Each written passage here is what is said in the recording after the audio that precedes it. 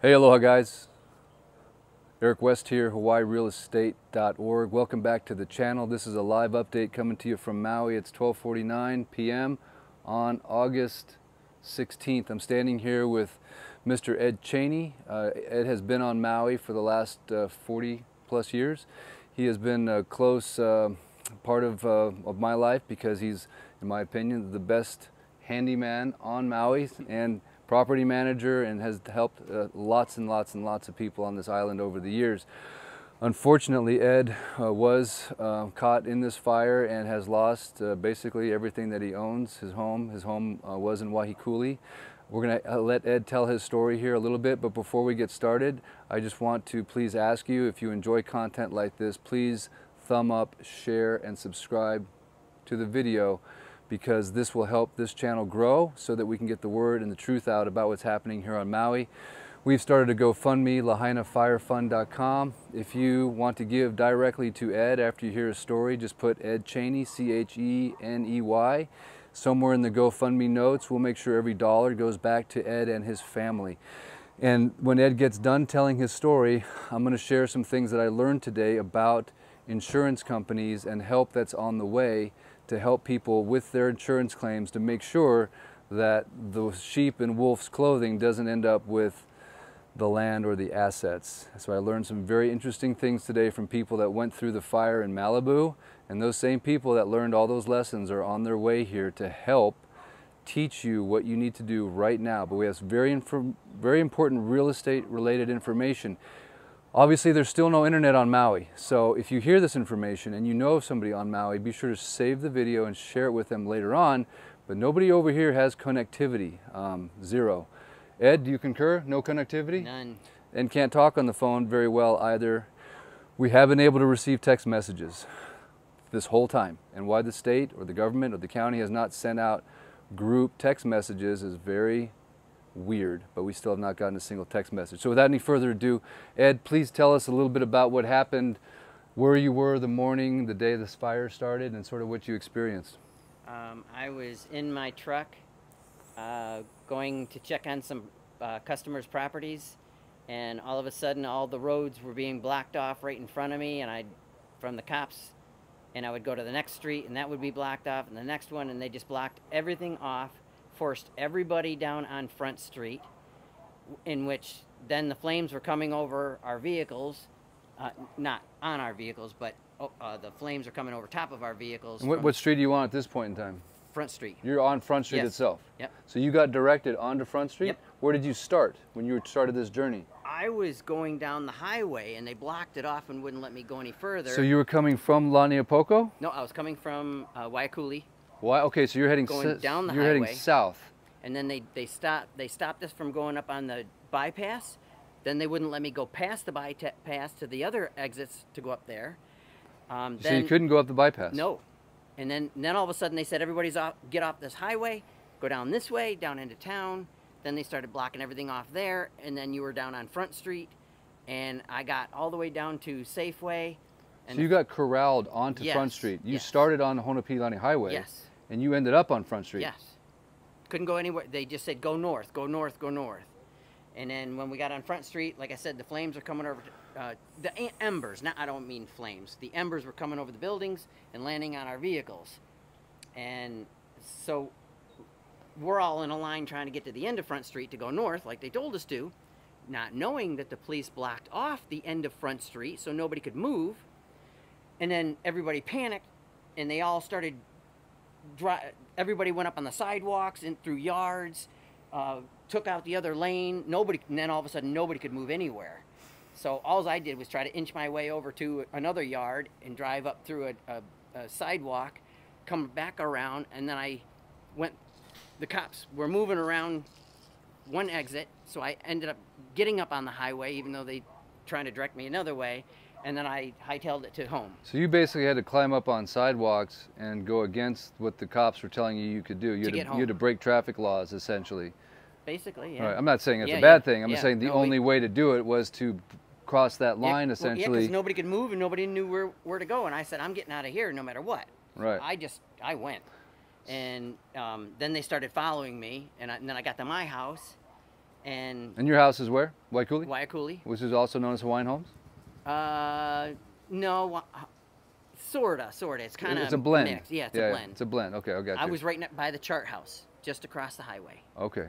And then I thought I was safe there. I didn't think it was going to be that big of a deal. There was a fire downtown. Okay, I understood, but I didn't think it was going to affect everybody. Right. And then all of a sudden, our neighbor came over and said, "You need to get out of here now."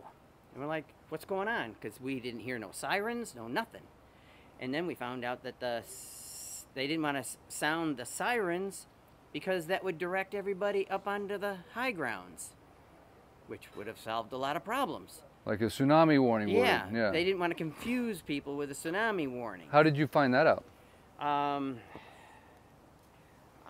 can't. Several people said that. Actually, they're saying it on the radio now. So somebody made a call to not sound the siren because it would. That's what we heard. Interesting. But you did not get evacuated. Did you? One question I haven't asked anybody yet.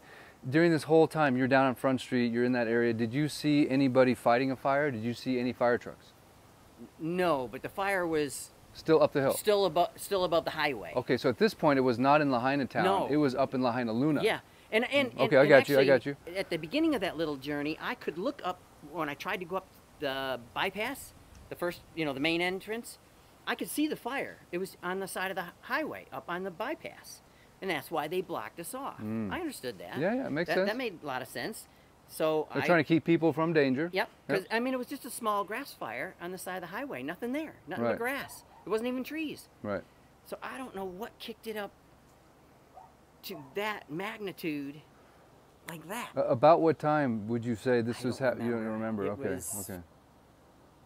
I don't know. So it was still daylight, but it got. I should show you the pictures. Yeah. Well. It was so dark I could not see the vehicle in front of me. It was so black. The black smoke. Yep. So at what point did you leave your house and decide, hey, I got to get out of here? 10:30. 10:30 a.m. 10:30 p.m. So 10:30 so p.m. right after this, someone comes to your door and says, Ed, you got to leave. Yeah, our next door neighbor said, we were just told by phone that we need to get out of here now. I said, we haven't heard nothing. Nobody's driving around or anything. And then we faintly heard something up on the upper road, but we couldn't make out what they were saying. And then we were just figuring, well, maybe that's what they're just relayed to us. So that's when we packed up the animals, a few belongings. And 30 chickens. He saved his 30 chickens and put them in his van. Now, let me tell you what, that's a true animal lover right there. And how many dogs? Three dogs. 3 dogs. So you sort of gave up some possessions to save the chickens, and I couldn't find my cat. And oh, no, I'm so sorry. Yeah. And then Ed lived with the 30 chickens for how many days? 4 days. 4 days in a van. Down here at the train station. Right, okay. So we're looking for a place to put some chickens. Anybody wants some fresh eggs, that's the man to talk to. So talk to me about that night. So you just leave Waikuli, you head north from your home, and you just parked it at Airport Beach. Well, the cop was there, and he says, everybody has to go north. I said, I got to go this way. They said, no, everybody's going north. So we just went north. They said, just go north. So we did, and the first place I could see where we could pull over and park the 2 vehicles side by side was the train station. So we pulled in there, and there was a triage or something there, ambulances there, where they would bring in patients, and then from there they would shuttle them out. So we were parked right next to the ambulance that was doing the triage, and so we could hear them talking about the smoke inhalation, some burn victims, some firemen that were hurt, and then we stayed there for almost 4 days. Okay. So anything you want to share with their viewers in terms of what it's been like since the fire? Support, gaps, things that you need, don't need? Where can these people that want to help, besides giving money and helping your future, what do you see that the people or you need in the community right now on the west side of Maui, not on the other side? Please be understanding that there's 2 sides of this island. We're on the west side. A lot of the people are in War Memorial, and all the shelters are on the other side of the island. There's a lot of people on the west side of Maui. So speak directly to what you've experienced on this side. We've had no communications. We've had no internet, no cell phone, could barely get a text in once in a great while. It took us 4 days to contact family. And when my phone did finally get some service, it just lit up until it was full. There was so many people calling from the mainland trying to see if we made it. Including us. Yep, and then all my customers were calling to see if we made it, and they were very nice and kind and generous. And one of my customers said, if you can get to our house, stay there. So still to this day, just so everyone's clear, there's still no internet, right? No Matter internet, of fact, no power where I'm staying. And his wife is upstairs in our bedroom. She's on the Starlink right now, contacting different things that she needs to do to take care of business. But there's still absolutely, there's a blackout. So if you want to share this video with the powers that be, I'm getting ready to go share a Starlink with the Department of Homeland Security. Hello. There's no internet, there's no connectivity, there's no way for people to do anything that they need to do over here as far as the internet goes. And as you know, we're a very internet dependent society, so registering on the Red Cross or doing whatever they're telling you to do, and we're going to talk more about that here in a moment. But what are the gaps that you see besides that, from your perspective? The communication, mostly. That's the biggest one. I even stopped at the roadblock to go to the other side to pick up supplies for people. Yeah, tell us what happened that night. So it was at Maui is where the barricade was, and you were told you could leave and come back and get stuff. And I said, look, I'm going across right there to the gas station to get gas and ice and come right back. Can I leave and come back? And you're asking this to the police officer at the blockade in Maui on the Poly, right there after the Poly. Okay. Yep. So I went there, got my gas, got right back in line to come back, and they blocked us off and said nobody can go to the west side. So the same officer that just said you could come back allowed you to go get your supplies, but you just went to the gas station right there in Maui. He got orders. I'm not saying it was his fault. Yeah, but I'm saying he got orders, and as we went there to get gas at the Carl Jr. gas station. Yeah. From that point to turning around and coming back, it was how long were you gone? 18 hours we were sitting there at the blockade. 18 hours. So after being stuck in his car with 30 chickens for how many, 2 or 3 nights? 4 nights. 4 nights. Then he goes to the other side to get supplies because he was told he could. Asked an officer if he could just go to the closest gas station. How long were you gone getting gas and ice? Half an hour. Half an hour. Returns to the blockade. You couldn't get through. Then you got stuck in that line for 18 hours. Yep. And that's when everyone piled up. And and you actually tried to run the blockade at one point. Yes. And then the cops came and got you, right? Well, no, they just pull in front of you and stop and say, "Where are you going?" And I say, "Look, I got a van full of animals and a truck full of animals. I got to get them out of here. They're cooking." And ice that's melting. And ice, yeah. And he says, "Sorry, nobody can go through." And I said, "Okay." So he said, "Just pull over." Yeah. And I was the first one to go through the. Wow, so you're at the head of the line essentially. Yeah. Yeah. Okay. But a whole bunch of other people did the same thing. Sure. Okay. And so they were just corralling us all over there. Just told us, "Stay calm. We'll get through this. We'll get you through the line as soon as we can." But they were under the impression that we were going to get through in a couple hours. And then the mayor or Maui mayor or whatever, I don't know, called in and said nobody is to go over to the other side. Gotcha. Okay. So anything you want to share moving forward about this whole situation? Anything you want to say to the people out there on the mainland, around the world that are watching this right now? Just from your heart or from your mind? Do what you can, no matter what it is or how small, to help people out here on the west side. People are hurting. Yeah. So if you want to give to Ed and his family, you can give.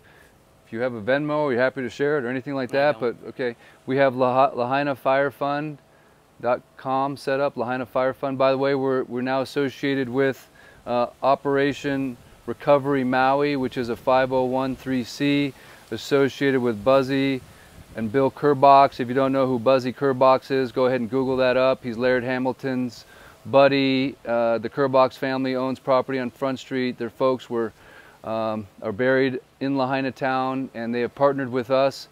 And the reason for that is because they were involved, specifically Bill Kerbox was involved with the fires in Malibu, and they came in there to help them, essentially help the homeowners fight the insurance companies. So for all of you people out there that are talking about people coming and stealing land, or what I'm learning, right? I'm a real estate agent, I sell real estate, but I don't deal with insurance companies. But what I'm learning from their attorney, Lance Strumpf, you can Google all this stuff if you want. They are going to come here to educate homeowners. So Ed here is a homeowner that no longer has a home. He doesn't know what to do right now because he's never been in this situation. So talking to Bill Kerbox, Buzz Kerbox's brother, and Lance Strumpf, their attorney, he says, here's some tips for you guys right now. Number one, call your mortgage company if you are, the owner of the property, and tell them that you need the deferment of your payment, that you've been involved in a fire or natural disaster, and they will hold off and defer your payment, stick them on the end of your mortgage. That's step one. Step two is don't sign anything with anybody. The insurance company is supposed to give you an advance. An advance is where they advance you money. That is not a settlement. They have to send you money as an advance.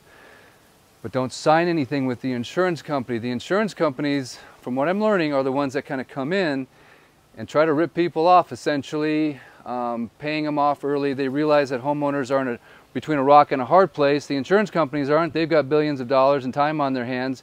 You're trying to pay your bills. So that gap needs to get filled. $700 is not going to fill the gap. Mr. what's his name? Biden? Yeah. It's not going to fill the gap. It's not going to do the trick. Not going to help. Okay? Need a lot more than that. But don't sign anything with your insurance company. Operation Recovery Maui is on their way. They're going to set up a FAQ to help people. They're going to be doing seminars in classrooms and conference rooms and hotels over here to teach the homeowner here how to correctly battle essentially the insurance companies and FEMA and make sure that you don't sign anything you're not supposed to sign. So the time now is to relax as much as you can, but don't sign anything, and allow legal counsel to give you the advice you need. Whether you use Operation Recovery Maui and Lance Strumpf and his team, that's up to you. They're going to be here soon, but the message they wanted me to send to you is keep an eye out on the insurance companies. Read your policy. You don't have your policy probably because it burned, but start the communication with them to get that advance. Don't sign anything. And essentially, that's the message that they're going to come over here and share with you. These are good guys. If you don't know who Buzzy Kerbox is, Google him. And his brother, Bill Kerbox, they reached out to me and they said, Eric, we want to partner with you so you're legitimate 501(c)(3). They are registered as a Hawaii a non-for-profit. Sorry about that. The gimbal just died on me. Too much gimbal time lately, I guess. So anyway, orientation is out of whack. We're going to have to go handheld here.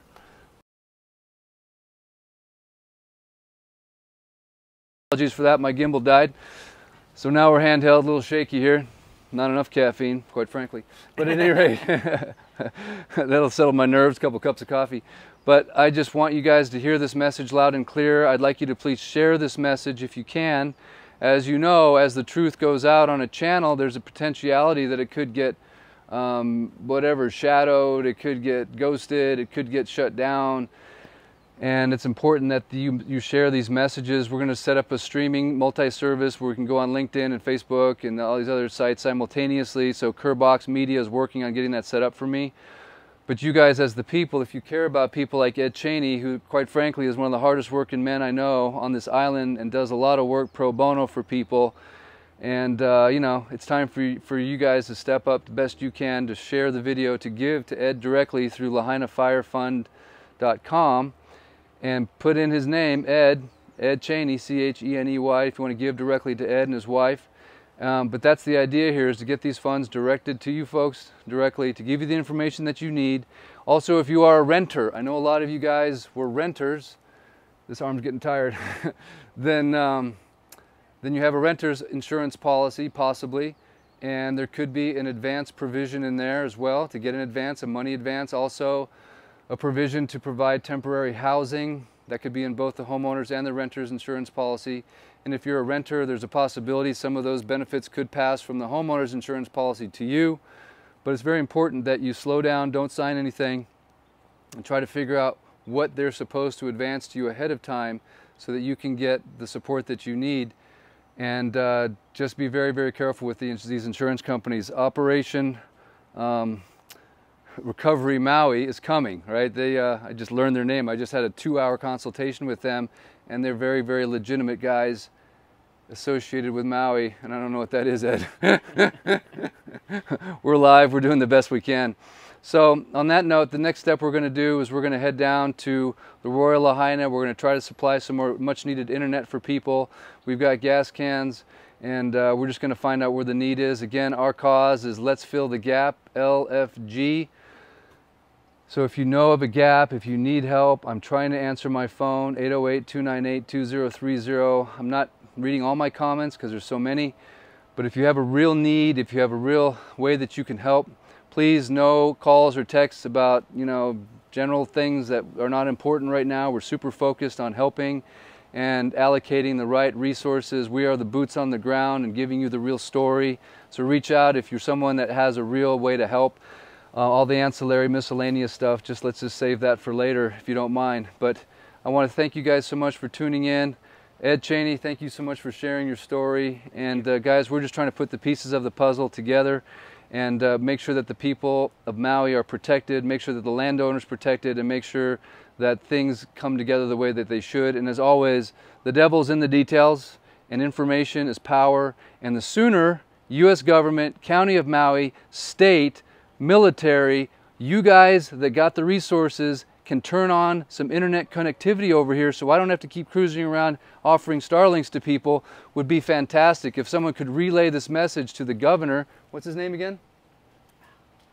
Oh, I can't remember. Whoever the governor of Hawaii is, if you could turn on some internet for the people here, and before you announce that there's internet, I want you to come over here and use it yourself and try to go to a website and conduct business without a circle going around forever. I want you to go to these places that you're providing internet and use it yourself and see if you can conduct business. Because that's the other challenge. The soundbite is real good. Oh yeah, they've got towers, they've got internet, but is it usable? None of them are working. Ed was standing underneath the Verizon tower trying to get it to work.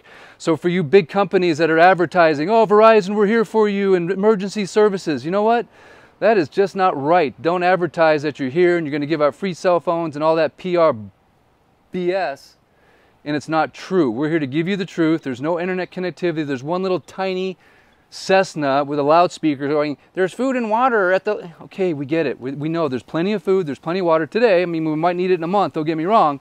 But the real need is communication for the people, is internet and good information on what are the next steps to fight these insurance companies. Quit blaming realtors, quit blaming these investors, and let's get the national worldly conversation focused on insurance companies doing the right thing and not screwing these people over and providing real money that they can live on to rebuild their lives. Okay, it's time for people to step up, right? Yes. To step up. Unity. Unity. You come here and you vacation on Maui, you love Maui, you want to come here and relax and unwind and drink a pina colada and all that stuff, great.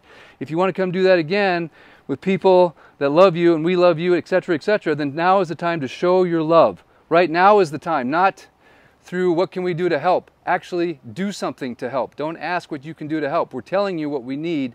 Please do your best to provide it. If you can't do anything else, share the video, subscribe to the channel, put it on your social media, and most importantly and above all, pray. Pray for Maui. That's the most important thing, honestly.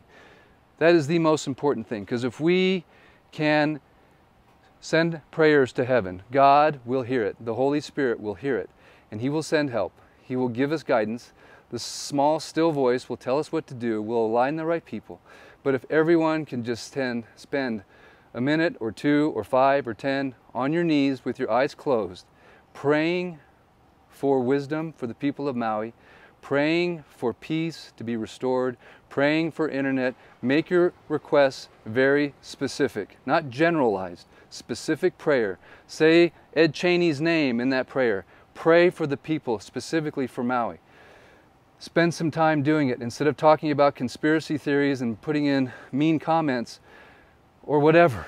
Let's just focus on the job at hand today. Okay, pretend like this is your job and you're getting paid. What would the boss expect? Well, the boss is the good man upstairs, right, in heaven. What is God telling you to do? Be obedient and do it. Very simple. And you shall be rewarded in one way or another. And when you come back to Maui on that vacation in a few years, you'll be able to shake the hands of people like Ed Cheney and the waiters and the waitresses and all the people that humbly serve you.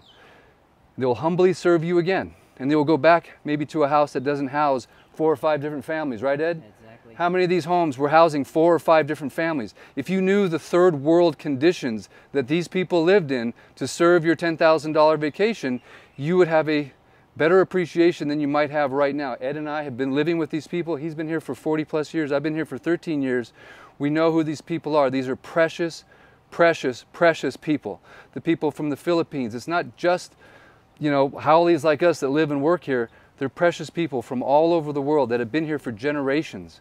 Generations of Hawaiians, generations of Filipinos, generations of Tongans, generations of Micronesians. I'm sure I'm missing some people from Indonesia or the Pacific Islands, but these are precious, precious, humble, servant-minded people that work hard, that work multiple jobs, 3, 4 jobs. Both parents work, the kids are at home alone, they live in closets, they have their cars parked on the lawns. Now is your time, and unfortunately, my heart breaks. Some of those people are no longer with us. So if there is anything that moves you, this should move you to take action. If you don't want to give to Ed and our GoFundMe, that's great. Try not to give to these big organizations, right? The Red Cross and Salvation Army, I'm sorry. Red Cross is not even here. They're not here. Don't listen to them. Go to some website. We can't go to a website.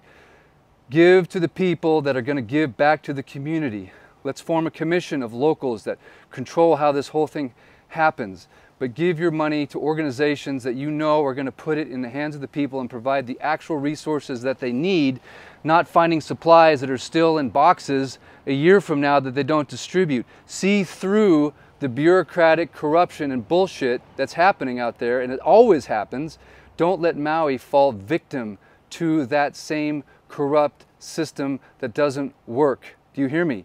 And you have the power. If people just realized, right, in America, that we have the power, the people have the power.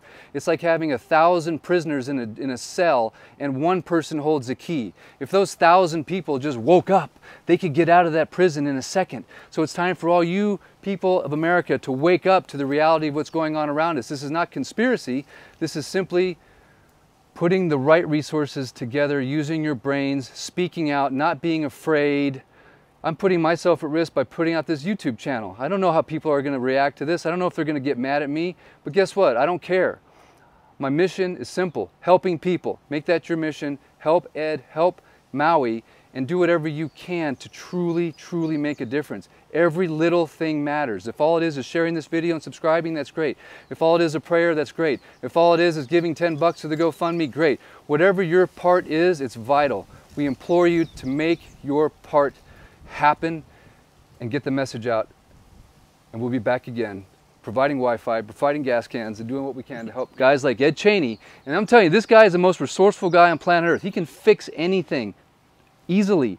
As soon as I get to Home Depot and replenish Right. my tools, I lost everything. He lost everything, but this man can fix anything. He comes over and fixes stuff on my house and never even sends me an invoice. That's the kind of man you're looking at right there. And I'm not kidding. Ed, how much money do I owe you? I can't even imagine, bro.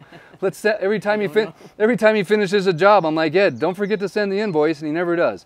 That's the kind of good-hearted man we're talking about right here. So if you want to empower Ed, put him back to work on this island, I guarantee you, you won't find a guy that'll work harder for his neighbor than this man right here.